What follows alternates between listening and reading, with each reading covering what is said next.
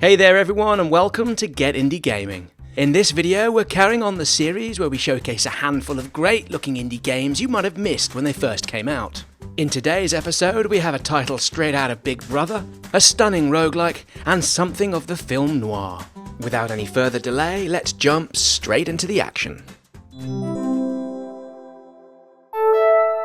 First up, taking the number 5 slot for July, we find Orwell, a point-and-click adventure launched back in October of last year on the PC. You play as an investigator with access to a government surveillance system that's used to accumulate data on individuals the state believes are of note and of interest. As you begin the game, a bomb detonates in a park, and over the next 5 days, played out over separate chapters, you aim to piece together who was responsible for this attack whilst also preventing further atrocities. All of this is achieved via harvesting data on suspects from their public online activities such as posts on social media, but also via hacking into their private emails, phone calls, and even their own medical data. Overall, the characters and dialogue are well written and engaging. The storyline and the cause and effect of your actions as the investigator feel real, tangible, and the on-screen storyline is clearly shaped by the decisions on how you interpret the data you're given. Clearly the themes in Orwell are on the heavy side of things, and yet we never found it wallowing into the standard cliches of the spy master genre. It's certainly an enjoyable and thought-provoking experience, and one that leaves you with plenty to mull over once you're through with the game.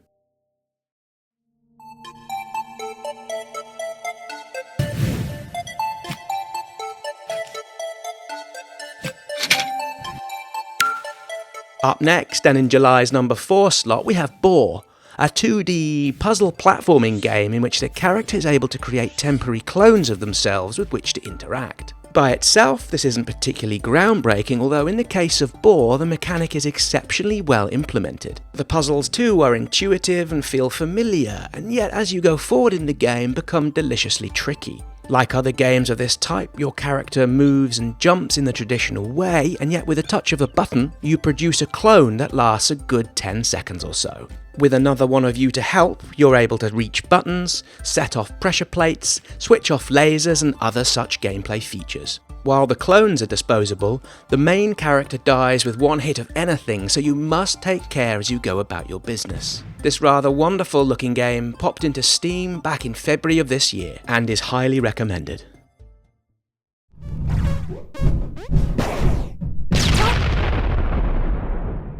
Bleed 2 is the work of a single developer, a chap from Canada called Ian Campbell, whose game hit the PC in early February this year.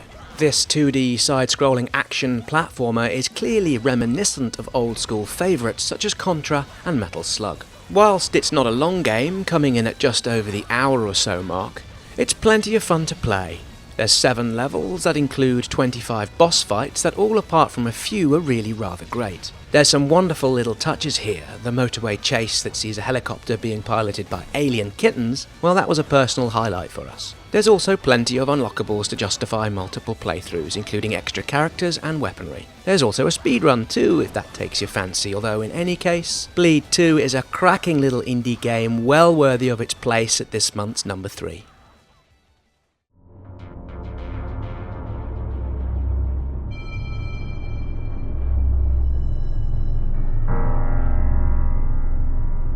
Framed 2, funnily enough, the follow-up to Framed, landed in the App Store this past June. Like its predecessor, it uses comic book style panel art and a film noir told to tell the tale of a much sought after briefcase. The gameplay mechanics involve using a series of movable panels, each one being used to navigate through a portion of the scene. If your character needs to get onto a ledge or avoid an armed guard, you have to figure out a way to put the panels in a certain order to allow the player to continue. While starting out simply enough, the ordering puzzles get harder as you progress, at times forcing you to move the panels on multiple occasions within the same scene to reach your goal. A criticism of the original was its length. This has certainly been addressed with this version. We also have neat cutscenes, larger, grander puzzles, and an improved overall narrative. The introduction of a partner to the player is also a wonderful addition. At times you need to ensure they arrive at different places at different times. Honestly, this one's great fun to play and is available now via the App Store.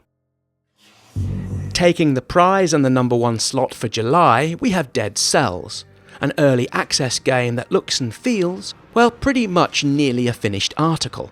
As should be fairly apparent, Dead Cells is a 2D side-scrolling Castlevania-styled roguelike, very much in the viewpoint of the Metroidvania games. Now let's make no bones about this one. It's hard. It's certainly an enormous challenge, and you're going to die and be killed by many, many devious enemies hundreds and hundreds of times. Death, of course, means starting back at square one. Everything on your character disappears, having vanished into the thin air. Thankfully, you can purchase new weapons or upgrade your armory by claiming cells from the enemies you defeat, assuming, of course, you're able to keep them until the end of the stage, because if you die holding them, well, yes, you lose those too. The art style and presentation of Dead Cells is exquisite. The 16-bit effects with the modern-day animation has us fondly remembering games such as The Prince of Persia. Level-wise, the randomly generated stages can at times create odd-looking blind alleys, and perhaps once this one makes its way out of early access, we may see enhanced variety in their assembly. But if we're being honest, such criticism doesn't in any way, shape or form diminish the experience of playing this game. We missed this one when it landed on the PC in May of this year, and having caught up with it, it's certainly within our top 5 of the year so far. And with Dead Cells, that's the end of today's In Case You Missed It video. We hope you've enjoyed yourselves, and please come back soon for more from Get Indie Gaming.